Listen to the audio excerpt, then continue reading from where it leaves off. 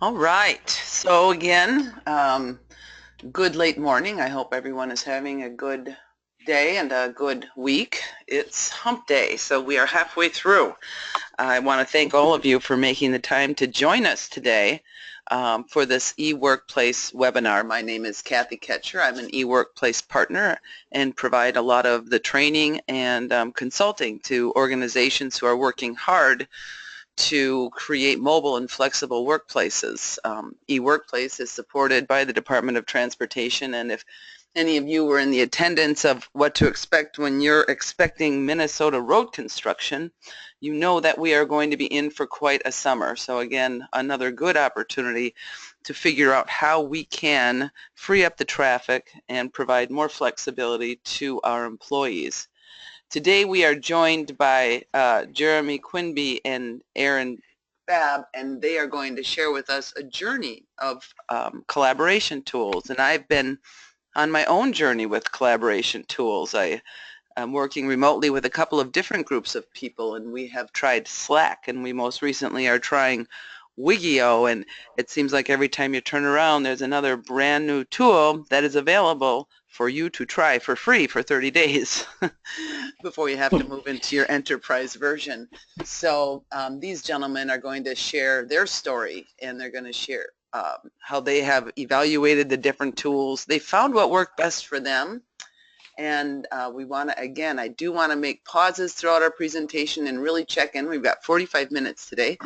So I'm going to turn it right over to Jeremy and Aaron. But please keep in mind, if you have a question, unmute your line. I believe you have the ability to raise your hand out there. And I'm going to be monitoring the chat. So you can also drop a question in the chat section, and I'll be happy to interrupt Jeremy and Aaron and get your questions answered. We want this to be interactive, but most of all, we want you to walk away with some resources that you can take back and help your organizations thrive in this new world of virtual collaboration. So, Jeremy and Aaron, thank you so much, and take it away. Thank you. Thanks for inviting us to this, and thank you to Rachel Thiemann for connecting us. Thanks to Lean in Minneapolis, who connected me with Rachel. It's all about the network. That's right. So, yes, we're going to just talk a little bit about what we've been doing together, and the challenge that we're all kind of facing right now is having so many different things on so many different platforms and devices that we have to check in with all the time. So our question is, what if everyone you work with communicated with you in one place? And this was the challenge that Dr. Aaron Babb and myself were facing in terms of starting a health network where we needed to be able to be in communication with each other. And we have a couple of different software projects going on along with this in health technology. Really what we're trying to do, our goal is to get better collaboration in healthcare, to build better relationships both between the network providers and between the providers and the people seeking care. I've been a integrative health specialist for about 20 years. I had a practice in Brooklyn, New York for 15 of those years. I was here for 2, went to Brooklyn, and I'm back. And so I've had to kind of restart my network, and in the process of restarting my network, I started asking a lot of questions about how could I more easily connect people to care without having to do emails between a number of people all the time, making these connections happen, talking to them on the phone. And we shortly after I started just kind of going into my journey into this, Dr. Aaron walked into the clinic that I was working in, interested in renting space and working with me. So he can tell you a little bit about himself. Hi, everyone. I'm Aaron Babb. So I'm originally from Sioux Falls, South Dakota, and I went to St. John's University. Actually, Jeremy did as well. It's been such an interesting journey. I was looking, actually for a space to rent to do a little concierge medicine. So I actually went to Georgetown for medical school, and I was at the Mayo Clinic in my orthopedic surgery training.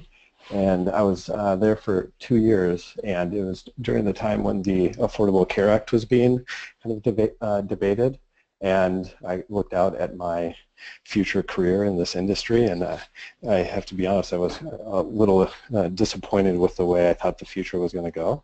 So I actually ended up taking a leave and decided to move to San Francisco to start a digital health company.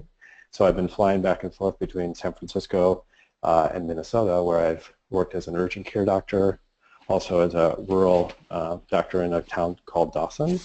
And then I was looking for a space where I could do kind of like one-on-one concierge medicine, where I could actually practice medicine in the way I wanted to, and not necessarily dictated by a health system that I was within, or like the insurance companies that kind of dictate what you can and can't do as a doctor.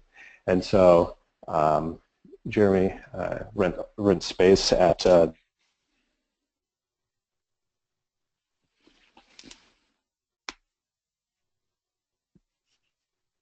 Did we lose the good doctor? I think we did. And there it is, ladies and gentlemen, technology at its best. the Healing Garage. There And you are. so I Aaron, we didn't. training in ortho. Aaron, we didn't hear Yes. about the We- last we two lost sentences. you. Oh, really? Yeah, for about maybe 15 seconds or so. Oh, okay. So basically, I was just talking about how Jeremy and I come from two different sides of the healthcare industry, the holistic and more traditional or allopathic. And so I was surprised when we first kind of connected why our specialties weren't more like totally integrated, which would make a lot more sense, because orthopedic surgeons really need to work well with people like Jeremy to better coordinate care, so their patients in the post-op period can go back and actually like heal. And so it's been a pretty phenomenal experience getting to know Jeremy and getting to know kind of like his role. And so I'm going to talk about the collaboration tools, because through my journey of starting a digital health company, working with software developers, and now on a team with Jeremy, and then we also have a designer in Germany. And so, through different time zones, different languages, different tools, a lot of the focus with these collaboration tools is actually like trying to replace email. That's what it seems like a lot of them are trying to kind of move on from email. And so we kind of break down the different types of tools into these four categories: task management, file sharing, exploration, and team communication. And so I'm going to go over just an example of each. And so with Wunderlist, so actually I've tested a handful of these kind of task list managers. People use them for different things, different for like idea lists, for some for like project management, some for keeping track of not only their task list at work, but also having one, for their family and friends. And the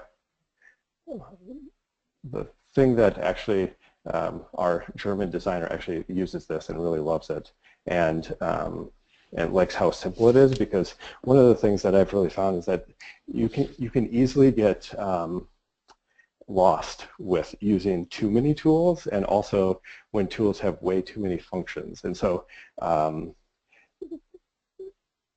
would kind of recommend to people to try to find the least amount of tools that really optimizes your team, because you can end up testing all sorts of tools out and then spending like so much time trying to learn a new tool when actually it just like takes away from your actual work. And I will say another thing here about an app called Zapier. So Zapier is an app that actually connects kind of like all the other ones.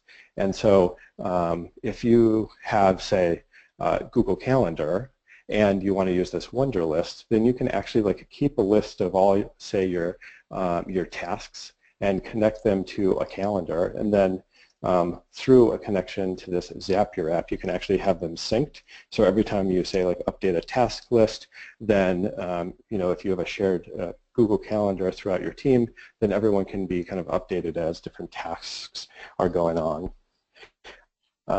I think probably one of the most important collaboration tools actually is Dropbox or some sort of file sharing system. So I've tried Dropbox, Google Drive, and Box.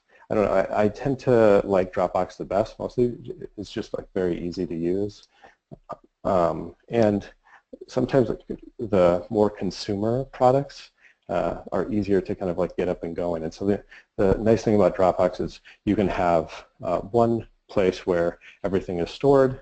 And so if you say store all your things on an external hard drive and it ends up not working, like which happened to me like about a week ago, then hopefully you've backed it up to Dropbox and you have all your files.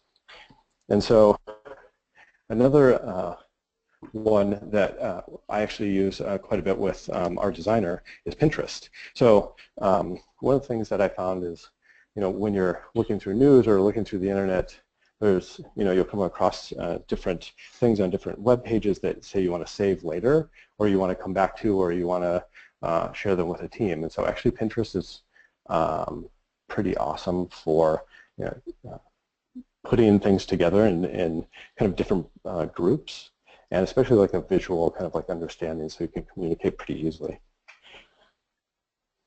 And then I'll have Jeremy talk a little bit about Slack. Okay, wait, Yes, so, Jeremy, I'm gonna hold off for a second. sure. And I want to stop here because that was a lot of resources that Aaron shared just now. And I want to check in with our participants and ask, do any of you currently use the 3 that he just reviewed, and why? Or maybe why not? Or do you have additional questions about it? Because Aaron, when you showed me Dropbox, I love it because it's like my file manager on my desktop, and I totally get it. So that's about the only collaboration tool I've really been able to understand and embrace. How about anyone else out there? I've also, checked out quite a few of them. So if people have questions on other tools, I may have experience, I may not, but happy to give my opinion. Mm-hmm.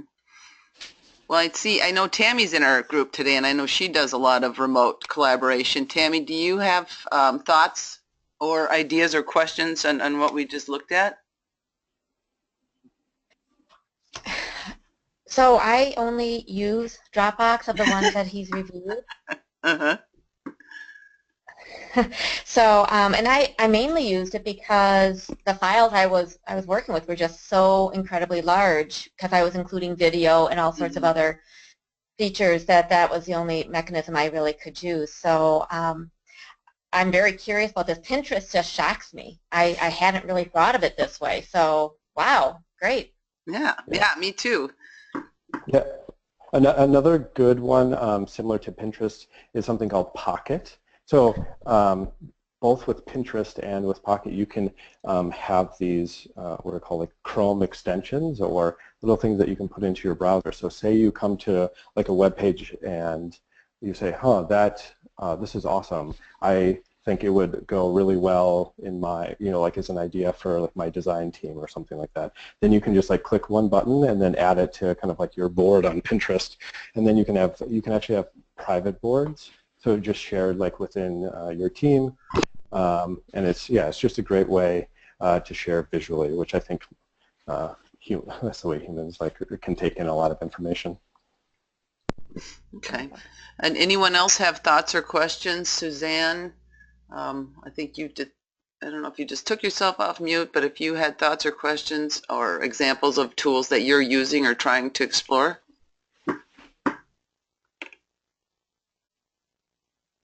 It's the fun thing about being on a webinar with me. You're just like deer in the headlights. I just pick a name.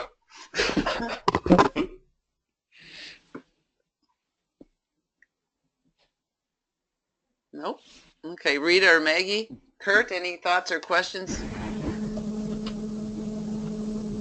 This is Rita. I also use Dropbox for the same reason that Tammy was. And Pinterest, I never thought of using it for business. I use it for personal stuff, but never thought of it for business. Okay, thanks.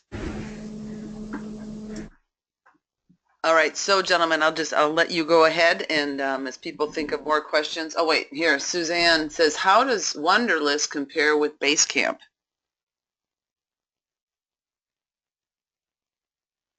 Aaron, do you have any more thoughts on that?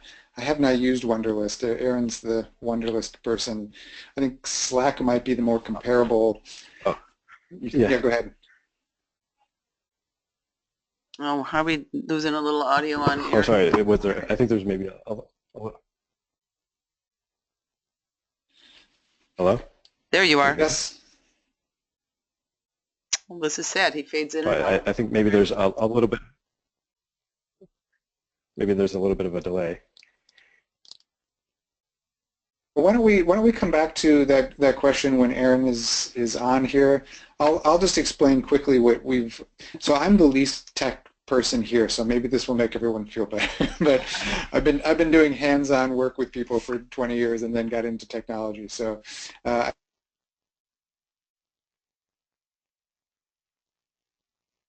it was all emails and web browsing, and so Aaron turned me on to Slack about a year ago when we were starting to work together because we were in different places. And can everyone hear me? Yep, you're good. Okay.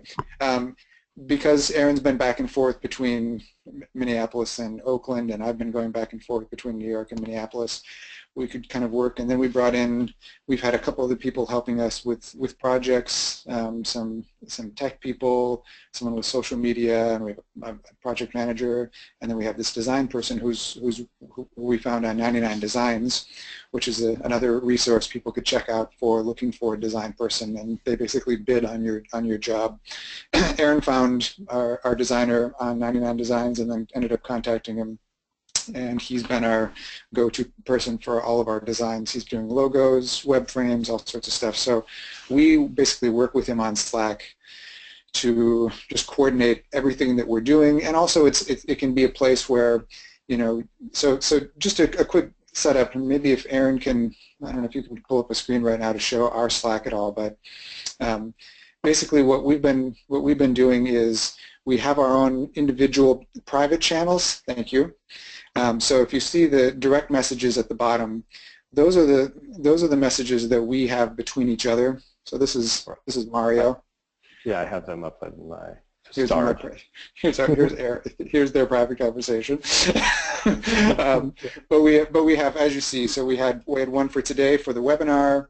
We have one for all sorts of different design blogs, different things we've been working on, and then at the bottom we have, you can see individually we have direct messages, so we can invite people. I don't see our team on here for some reason, but yeah. So I have them all. Oh, you have them all at the top under the starred people. So this is who's mostly kind of communicating back and forth for Aaron right now, and so he can just private message them, and you can't see anything between each other. But in the individual channels, you can invite people to the channel. So if you have a team working on a specific project, you just work with them directly on that. And what's nice about this, and Aaron and I spend actually a fair amount of time just dumping ideas into things for each other, and so it's nice because we actually, being in different time zones, sometimes we're not on not in the same headspace when we're working on something and need to just kind of get it out there so that we can come back to it the next day. And then you can also search through on the top right of the screen here. You can see you can search for any subject you want to, and it'll pull anything related to that subject, kind of like a Google search, up on this right sidebar, which can be helpful. So if we're looking for, like, something for TrueCare, our company, and something for logo design or whatever, anything in here is going to be on this side. And what the nice thing about this is also everything happens in real time. You can also see on this screen here that we can share our business Dropbox, so we can kind of connect to things that are going on there. Sometimes we can invite people to a chat through this this bottom bar. If we want to get everyone together on a Google Hangout or do some other kind of form of collaboration, we do everything through this. So the nice thing is we don't have individual emails from our team that we're checking. Everything that's happening email-wise is happening outside of our project, so we don't have to check it as often. So I've been trying to get, just in terms of productivity, getting down to the point that I'm just checking my email in the morning, checking it at the end of the day, and then everything else is here. So if there's something really important or a big file, you can also let someone know, I'm sending you this on Dropbox, or I'm sending you an email because I can't drop it in someplace. Otherwise, everything's happening here. That's Jeremy, a lot, I know. Jeremy, I'm going to ask you a question, and I'm sorry to push back a little bit, but I've been using email for so long that I find it very, very hard to go away from it. Mm-hmm. What is the advantage of a Slack versus just your email? Because I have these where you have channels, I have file folders. I mean, the only thing I don't have is the chat feature, but I use Skype for that. But I'm just I'm thinking I might not be alone in my mindset and trying to convince myself what is the lever that's going to push me into adopting this. So I'll explain one more thing, and then Aaron's going to show you the future of why this collaboration stuff is going to be so incredible. But cool. From my experience, as far as emails are concerned, the problem is that things get lost down the chain very quickly. You've got as much as you try to manage the sort of junk that comes through your email, it's you can within 2 hours you can be the email that you are looking for could be 30 emails down your list, whereas here you know the person who you're in communication with, or the project, and all you got to do is hit that channel and boom, it's right there. And if you want to send a message, it goes right to them, and it's also all this is available on your phone in an app as well. So it pops up just like it would, just like your text message would. Again, we're not using text messages anymore, partly because we can keep everything here in one place. Yeah. And so we're not bouncing around between different communication channels. We're basically on this channel all the time. And I think that's, to us, that's just, it's starting to make more sense as far as, just time savings. We get used to this idea of everything being in a sort of letter format, but I actually think even in the way that people are communicating in text now, or even in emails, there used to be a lot of formality to it, and now people are just sending one lines back to each other. And the nice thing about it, a team like this, so we'll explain a little bit later on the way we're planning to use this in medical care, but the nice thing about this is that it keeps everyone's conversation there as a reference as well. So should you need to go back and look at something, it's very easy to pull up. Okay. And that's a big part of it. Yeah. But Aaron's going to go into the next thing here, which is how you can actually build on these platforms. And this is the thing that's kind of blowing my mind right now. With I basically, the way I try to explain how I understand technology is, I know what all the parts of the car are, but I just know how to drive the car. Aaron knows how everything goes together, so I'm going to let him explain in as close to layman's terms as he can how we're going to build off of these things, and then introduce you to what bots are. Okay. Can you hear me now? Yep, you're good. Okay, great. And did the slide come back with? It did. Okay, fantastic. So as Jeremy said, I kind of know quite a bit about the technology, and I will say it's not necessarily by choice, but kind of by necessity.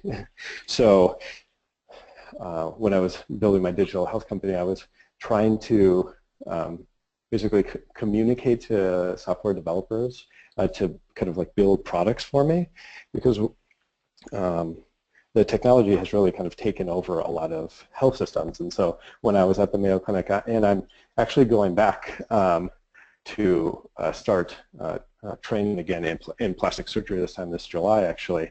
And one of the things my colleagues and I were seeing is like the technology was becoming the central place to kind of like everything now, even in the hospital. But the software was designed and developed basically by the developers and not necessarily by the people who use it. And I was finding a lot of difficulty trying to translate kind of like what I wanted and into the language of software developers. And so I've been learning how to code and how to develop different products myself, just so I can really understand the language of this kind of industry. Another thing I wanted to point out just about Slack and the way we use it and different teams. I think probably the most important thing if you're going to adopt a tool in your team is you have to get buy-in from everyone to actually use it. And so there are a handful of tools that I use. So Evernote is another collaboration tool that is not necessarily great for collaboration amongst people. I use it personally. There are people who do use it amongst teams, and one thing I found is that if not everyone on the team really commits to using a tool, then it really doesn't really help. And that's why on our team now we all really committed to testing out Slack and really using it, and so it's been really great. And I think the reason is because we really have committed to not sending things through email, not sending things through text and that sort of thing, to keep it all in Slack, so you're not looking in many different places for it. And so I am going to talk a little bit about the bots too. So I don't know how many people have heard of this, but the reason why you may have is because Facebook just opened up their platform specifically to their Messenger app to allow developers to add bots to their platform. And what that means is, so a bot is actually, it's just a computer, and so and it basically can act almost like a human. And we'll show you exactly kind of how that works. Back to our Slack here.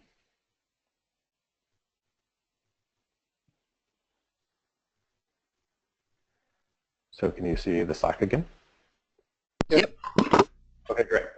Okay, so so Jeremy was talking about how we were going to use, or how we're going to use this technology within healthcare. And so we're creating basically a virtual healthcare system called TrueCare. And so imagine this whole Slack team is a group of health professionals, and basically all working independently or all within different groups. And so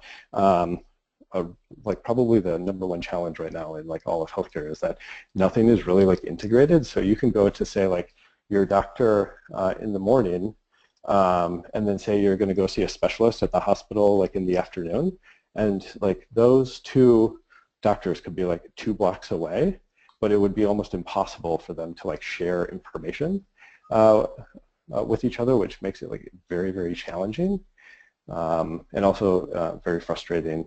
And so being able to have all the health professionals kind of on one network and then being able to communicate and share information is actually very valuable to all the patients and the professionals. And so you can see here on the very left of the Slack that these are the teams that I'm in. And so you can be actually within many teams and kind of flip between them. And so like Jeremy said, you can have public channels, and you can have private channels which are within groups. So right now, I'm in this private channel this morning. So only the people who are in it can actually communicate back and forth, and then direct messages. And so I created 2 bots. And so basically, bots can do a lot of different things, but think of them as kind of a personal assistant. But I want to define the difference between artificial intelligence and bots. So if people use your iPhone, you might know Siri. So Siri can do a lot of complicated things, actually hear your voice, kind of like translate it, and then kind of like act back. So bots are a lot more like simple in a way, and do more kind of like one task or like a handful of tasks, but like they're usually kind of more like low level. And so say I'm like within this channel and I'm like talking to Jeremy, who's like another health professional, and I want to share like my schedule with him. So he could say schedule like an appointment with one of his patients and myself. So then anytime you're within like a lot of these like messenger apps or that sort of thing, the symbol of and then the person's name is usually the way to like kind of like link up the person within kind of like these messenger apps. So I would say like @QBot and then my schedule. So what you're doing is you're essentially communicating with these bots just like I would like communicate with a human. So like I would communicate with the bot just like I would with Jeremy. So I would hit that, and then the bot actually, which it looks like they're offline, but so then they'll reply with a fixed reply. So you basically like program it beforehand to exactly like what you want the bot to do, and so like the bot will actually just like respond right away with the link to my schedule for Jeremy to be able to schedule an appointment. And so you can connect all sorts of third-party apps. So we have our Dropbox connected, and you can connect like your Google Calendar, and basically all these other virtual like collaboration tools. You can connect them all, and then have different bots basically do commands for you. So you can like basically all of the tasks that you do during the day that like a computer could do or like an assistant could do, you essentially can have that automated or programmed, because one of the things that Jeremy and I talk about often is kind of like our central thesis to all of our projects is, if people were able to do more of what they love, then the world would likely be a much better place. And I think getting there often is like enhancing the face-to-face interaction. So if you can basically use technology to kind of like automate a lot of tasks, then when you're actually like with the person, then you're actually being able to have much more meaningful conversations. And a simple, if anyone's taken an Uber or has signed up for Uber or using that, it's if you could imagine the way that sort of translates into other businesses, really just about organizing information so that you're not having to deal with that every single time. So the simple thing that Uber has done is basically by getting your credit card information ahead of time and having that organized with your information, you just get in the car, you've already hit the destination, and they know where they're picking you up. So you just get in the car, and a lot of times you have a conversation with somebody because there's nothing else to do. And for us in medicine, to be sitting there staring at a clipboard when you could have had all the information ahead of time, or to have to deal with every time you go to the doctor to have to deal with paperwork and go through that process when all that stuff could just be organized in one place and you could tap a button and give it to somebody else. It's also enhancing the experience and your ability to actually just interact with people, and deals with some of the frustration. So we kind of, what we're kind of talking about with technology is not that technology is the answer to everything, but it might actually help enhance relationships. And for us, it's what we're hoping is that by bringing together the communication between health providers and the people getting care in one place, one of these true care channels could be basically your health team, and everyone communicates with you through there. And so that if you forget something in an office visit, everything is still available to you.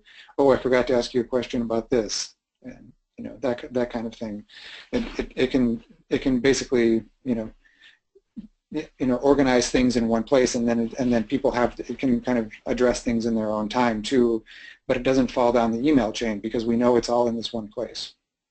And there are certain like activities or actions that you do kind of like every every day within your industry. So imagine if, if I'm working as a doctor right now with, say, within this Slack channel, and I'm communicating to my team in different public channels for, say, things for the whole team, and within private group messages, say, for like specific care teams, then there are certain actions like schedule an appointment, or say like order a lab, or order an X-ray, or look up a medication. So basically all of those actions can be connected to a bot that basically goes out to the internet or goes out to your other collaboration tools, and then brings them back in. So so I got the bot back up, and so if I'm in, say, this conversation with Jeremy, and then I want to send in my schedule, so then all you have to do is hit add like queue.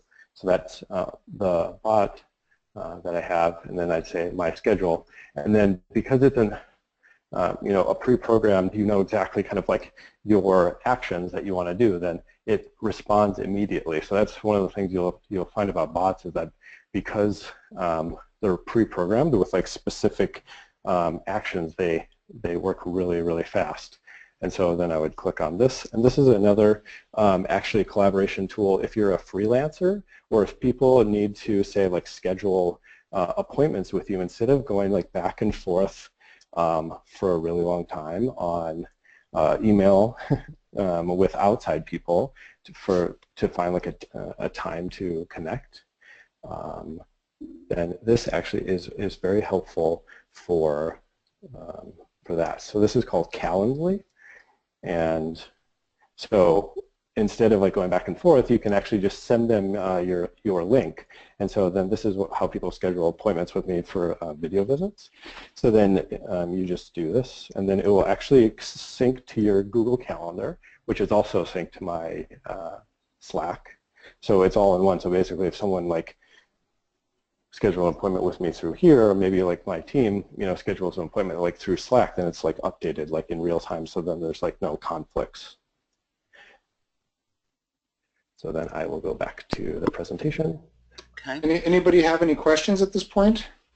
That was probably a lot to get into with the bots, but basically they can, we know another thing that they're being used for in business is to basically help process a little bit. They can be used in training, so if it's a common thing that someone's doing over and over again through a training, bots can be programmed to have all that kind of stuff too. Mm-hmm. Well, and it's interesting, as I look at the people that have joined us today, there's several of you from academia. And I don't know if there's just a sudden surge in the academic world to get some collaboration tools in place, or what brought you here.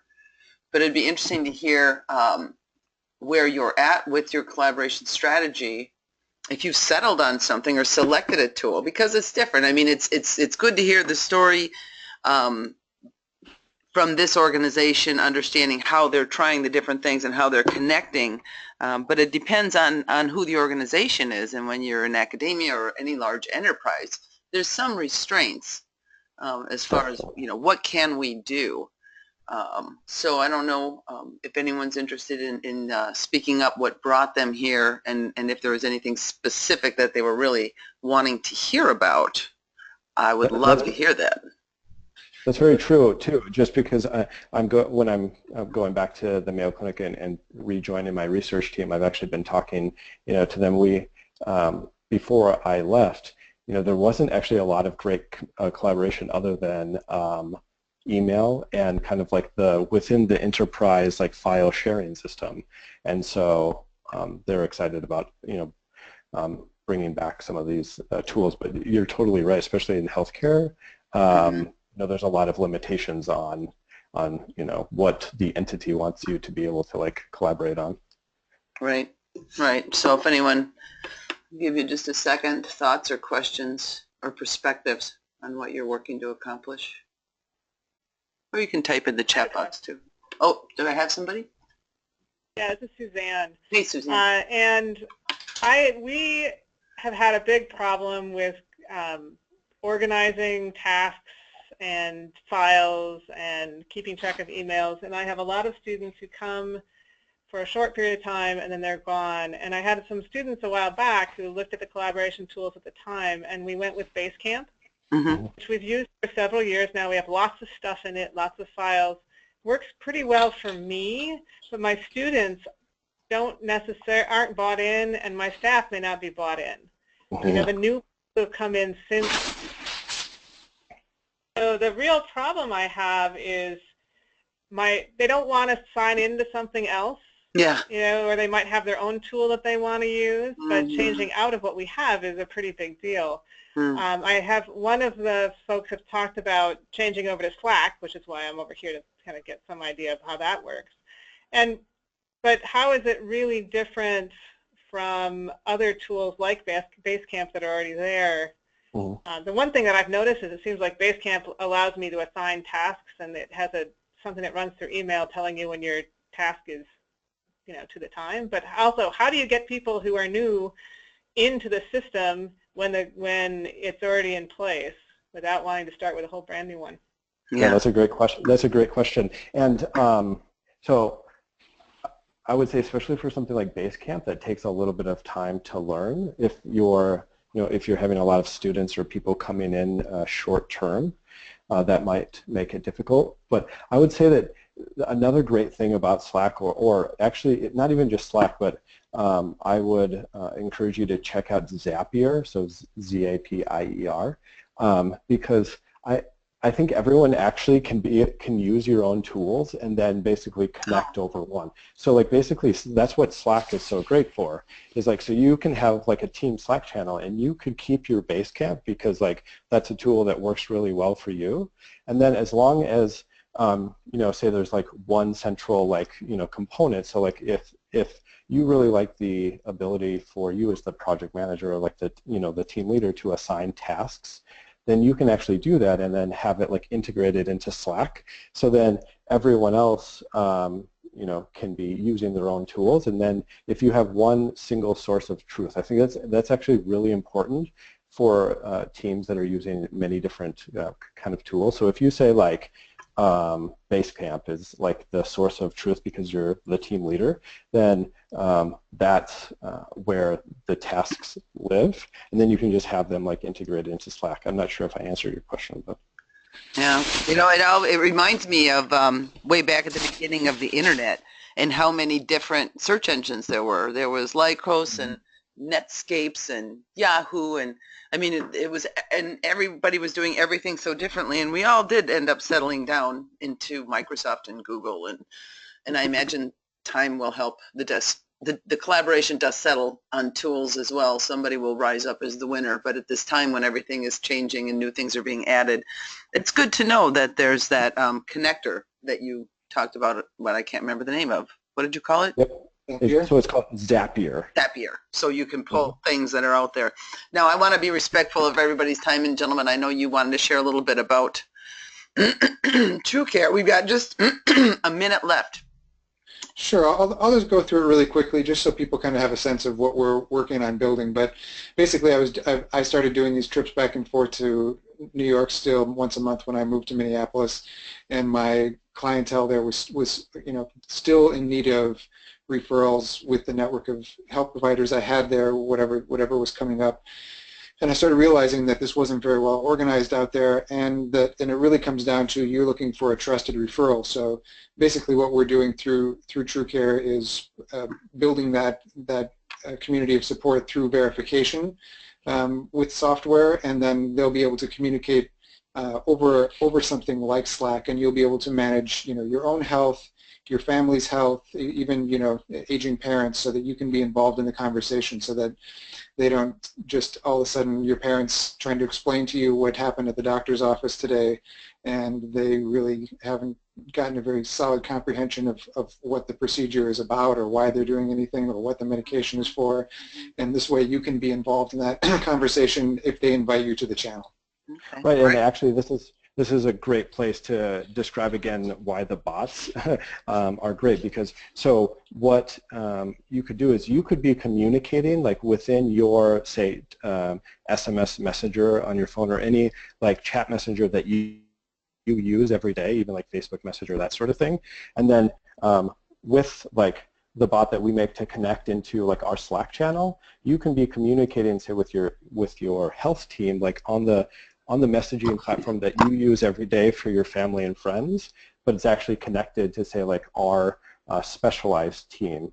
And so it allows, again, people to like use the tools that they're comfortable with, but integrating everyone together.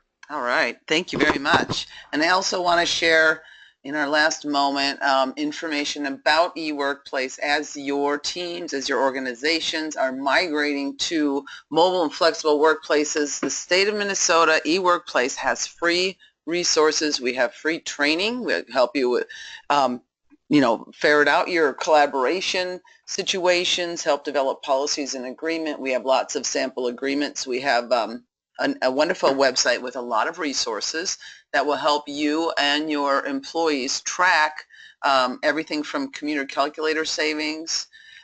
We can provide you with data on what other organizations are doing and how they're participating in telework and the impact that it's having not just on the organizations and on the individual employees, but also on the community. So I want you to keep this in mind. If you need help or have questions, please contact eWorkplaceMinnesota.com. You can contact me directly. Y'all have my email.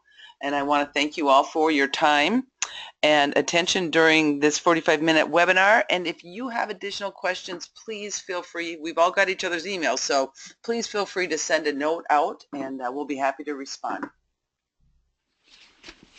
Thanks, Kathy. Thanks, everybody. Yep. Have a good afternoon. Thank you.